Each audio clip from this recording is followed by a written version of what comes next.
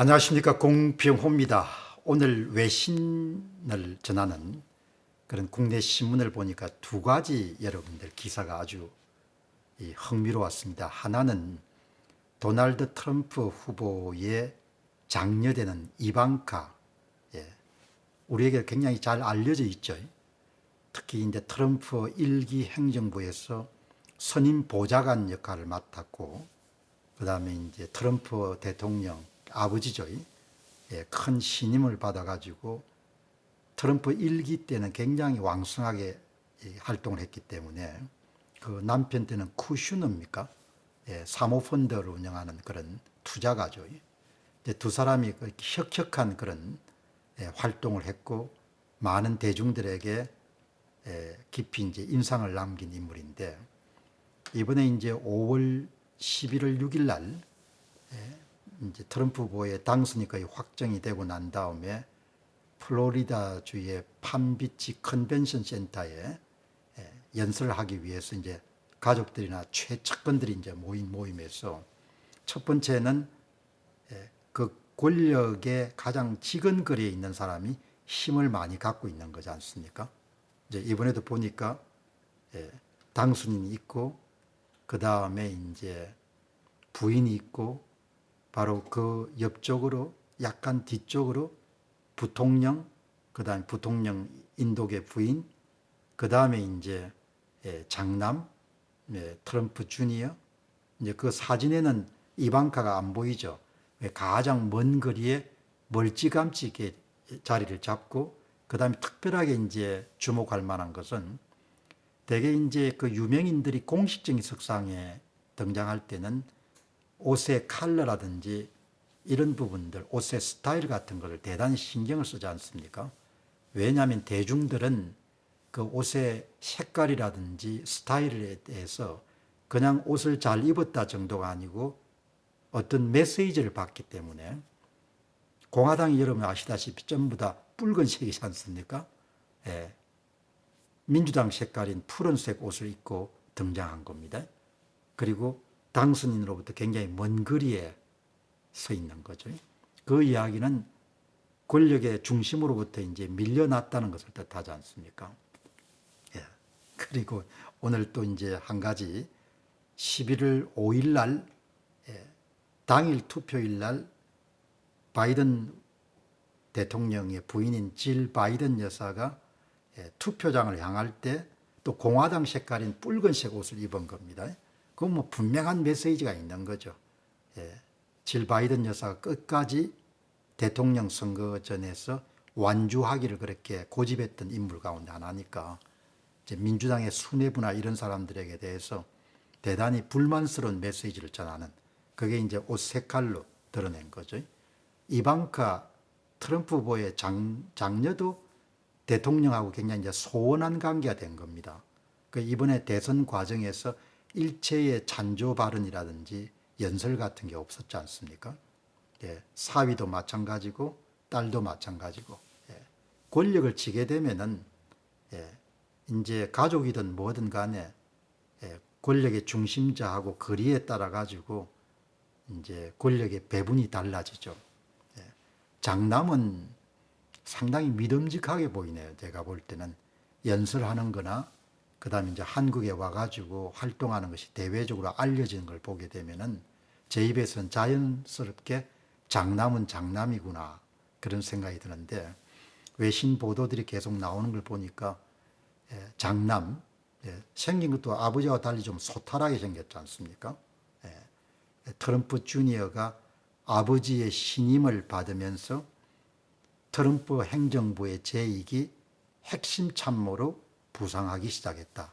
핵심 실세가 되는 거죠. 또 선거 과정에서도 가장 적극적으로 장남이 활동했고, 그리고 이제 그 다음에 또 보니까 차남도 상당한 역할을 할 것으로 기대된다. 그런 이야기가 나오는데, 제가 이제 그 기사를 보면서 이제 권력이란 부분들에 대한 어느 정도 이해도가 있으니까 장남, 남자들이지 않습니까? 미국은 남녀를 구분하거나 뭐 이런 것이 거의 없고 한국도 지금은 그런 게 없는 거죠. 없지만 장남은 좀 다른 것 같아요, 항상. 그러니까 아버지 입장에서 항상 생각할 거라고요. 예. 그리고 아버지의 영광을 위해서도 많이 차남보다는 훨씬 더 장남이 가족에 대한 책임감 같은 것이 미국 경우도 좀 더 강할 것 같아요. 한국은 물론이고 막내하고 이런 장남이 좀 다르지 않습니까? 행동이란 이런 부분들이. 그럼 미국도 마찬가지지 않겠냐 생각이 드는데 혹시 미국의 가족 관계를 좀 잘 아시는 분들이 있으면은 의견 남겨주시면 참조하면 좋을 것 같거든요. 항상 이번 기사 이전에도 트럼프 주니어를 보면서 장남은 역시 장남이구나.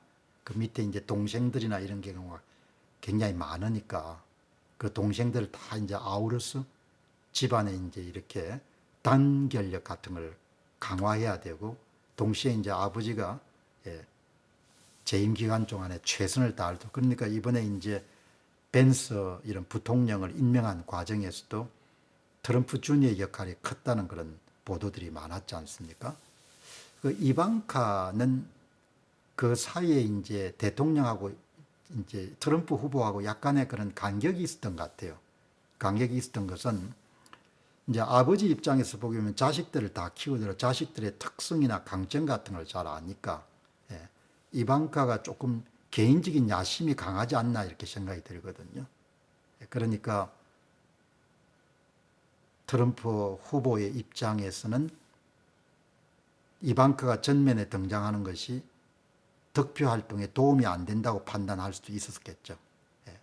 그리고 이제 사적인 이익을 좀 지나치게 챙기거나 자기가 여러분들 전면에 나서야 되거나 이런 부분들을 좋아하거나 그렇게 하게 되면은 그런 선거 전략에서 그렇게 도움이 되지 않지 않습니까? 이제 그런 면에서 보게 되면 가족 관계보다 훨씬 더 냉정하게 그런 본인의 입지를 위해 가지고 자를 거는 자르고 그렇게 할 거라고요. 트럼프 후보는 그런데 굉장히 익숙할 것 같아요.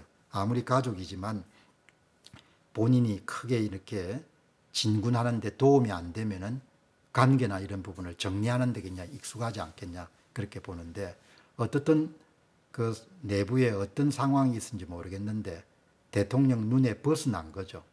예. 대통령 눈에 벗어났기 때문에 대통령 곁에 이제 오기는 힘든 겁니다. 예. 그리고 이제 또 한 가지 외신 기사를 보니까 그 스위프트입니까? 그 유명 가수를 이번에 이제 지지선을 했지 않습니까? 해리스 후보를. 그게 이제 선거에 좀 영향을 미치는 사안인 거죠. 그리고 트럼프 후보는 그 가수를 별로 좋아하지 않고, 근데 굳이 그 콘서트에 이방카가 딸을 데리고 가겠다고 했으니까, 뭐 그런 것도 다 눈에 벗어나는 거지 않습니까? 출가 외인이라는 이야기는 뭐 지금은 통하지 않죠. 통하지 않는데, 그걸 보면서 아들하고 딸이 조금은 다르게 생각할 것 같다. 물론 이제 딸만 있는 집안은 또 다르겠죠. 아들 역할을 할 거니까. 그러니까 항상 트럼프 주니어를 보면은 아버지보다는 좀 더 섬세한 것 같고, 그 다음에 아버지보다는 카리스마나 이런 것이 좀 덜하지만 항상 아버지를 앞세우고 아버지 입장에서 생각하고 아버지를 지지하는 쪽으로 활동하는 걸 보면서 역시 장남은 장남이구나. 그리고 이제 피격 사건으로 아버지가 쓰러졌을 때도 신속하게 그렇게 대응하는 걸 보게 되면은 트럼프가 굉장히 신뢰할 만한 장남을 가족들이 또 다 잘생겼지 않습니까? 예. 그런데 이번에 그걸 보면서 장남하고 장녀가 확실히 다르구나. 그런 생각을 하게 되거든요. 장남은 장남이구나. 감사합니다.